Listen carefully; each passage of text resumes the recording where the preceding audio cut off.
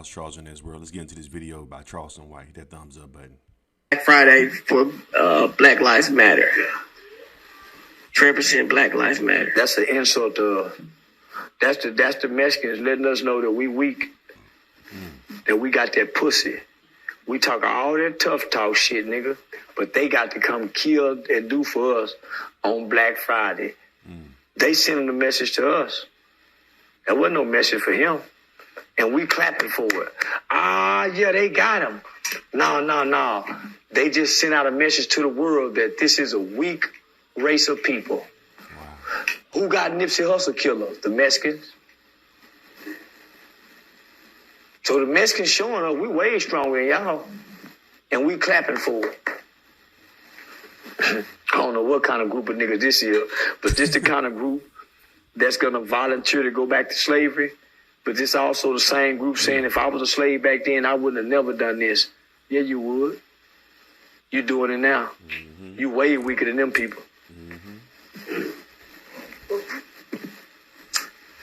This white boy in prison and don't no nigga get him.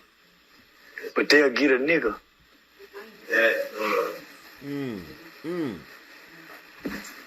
Seems like the Mexicans stand on more business. The Takashi, like that, they stand on more business than we are. They talking about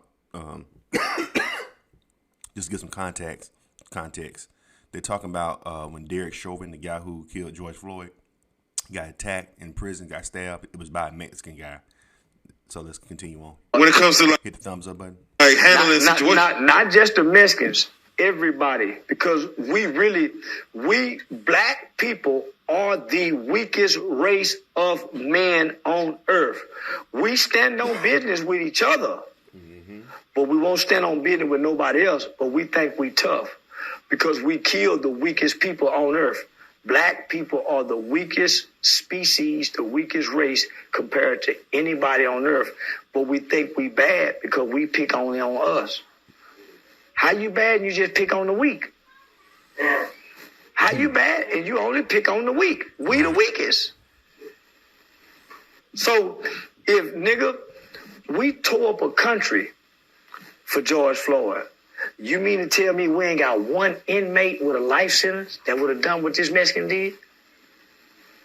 You know why? Because we don't give a damn about what happened to George Floyd. We was just playing. We really don't give a damn what happened to Nipsey Hussle. Ain't nobody got that nigga for doing what he did to Nip. Nobody. You say that, we're the weakest race. Why do other races kind of act scared of us when they see us? They don't. They don't act scared of us, homie. They challenging us now. They only act scared of us when it's 5 or 6 of us and it's only 1 or 2 of them. But when it's 2 on 2, 4 on 4, they don't act scared. No, when it's 2 on 2 and 4 on 4, nigga, I went to that Earl Spence fight when he fought that Mexican. The Mexican wasn't scared. Nigga, I was in and around, nigga, them Irish white boys when Conor McGregor and Mayweather fought.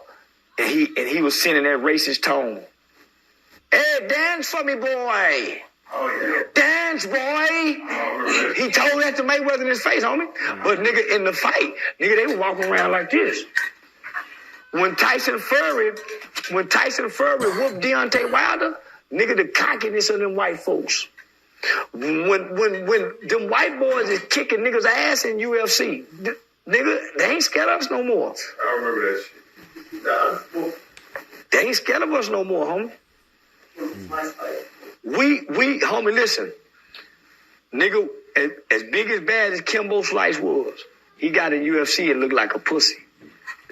See, that's what the white people are using for their white kids, to let them know that the black boy can't fight no more.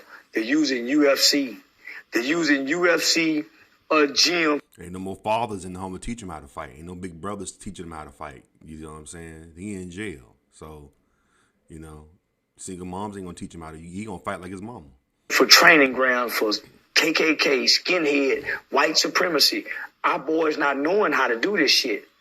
So when they take the guns out of my boys' hands, that's why they all saying we pussies, because we don't know how the UFC fight. They do. They learning them lock balls and all that. We just learning how with the drill thing. We're not even learning how to hold a gun because we all got switches. We're not learning how to. Right. Homie, why you think you don't never see the police with an extendo? Because they rely on a shot accuracy.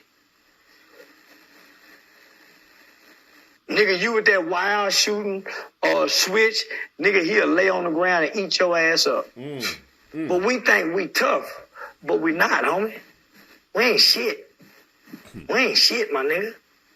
Our kids is getting their ass kicked in. White boys is beating up niggas in jail now. That's been unheard of. Wow. Nigga, Mexicans is kicking niggas' ass now. Homie, we grew up believing couldn't nobody beat us up. Now everybody beating us up, homie. Nigga, we used to think couldn't nobody whoop no nigga. I don't think that now. Real shit. Yeah. Charleston White. I think this was the Art of Dialogue. I forgot what he did this interview on, but shout out to them. Charleston White is right, man. Like to a certain extent, I think he's right. I think we still are the strongest people on the planet. If you took away all the resources, you took away all the money, and we had to go back to primitive time, I still think black men would rule over all men. But as far as this society where it's ruled by a certain race, they've positioned us to be in a weak position, and we also contribute to put ourselves in a weak position because of our mentality. You know what I'm saying? It is only thing you got to do to understand life. I've learned is watch National Geographics. Get you a joint and watch National Geographics, and it'll let you know how this world really works if you just watch it. I mean, you even got to be high. Just watch National Geographics, and it'll show you exactly how this world works. We have put ourselves in a position of being too compassionate, but that's just our nature. We're good people. They've trained us to have us think that we're not, but black people, for the most part, don't want to take nobody's life. That's why we got into a position of being slaves in the first place. These, I hate to say it, but these white folks, they don't mind killing. That's why they was able to enslave us. You try to run, I'll kill you. I don't give a fuck. You know what I'm saying? And we couldn't understand that type of horror. And that's why we got, as strong as we were and weak as they are, we let them enslave us. Because we have compassion. That's why we the first people, because we have compassion for human life and everything that lives. We don't think it. We internally we think that nothing deserves to be killed. Let everything live and let live. Before racism and all that stuff came about, we were the first people on earth. It's been DNA proof that we the first people on earth. We want things to live. We don't want to harm nothing. Being in this society that we live in now, we killing because the society is ran by killers. It's ran by a group of people who were able to. We want to conquer. We fuck, live and let live. When anything gets in the way, we're gonna kill it. That's their mentality. That's why they was able to enslave. That's why the thing happened in Germany with Hitler and stuff like that. It's all because a group of people don't mind doing, making, killing. You know what I'm saying? And once you do that, you can conquer over other men. And that's all. If you watch National Geographics, it's all in that. You know what I'm saying?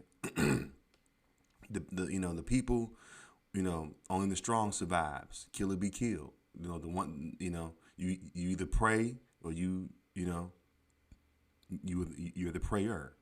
They are prayers, and consistent prayers to conquer and rule.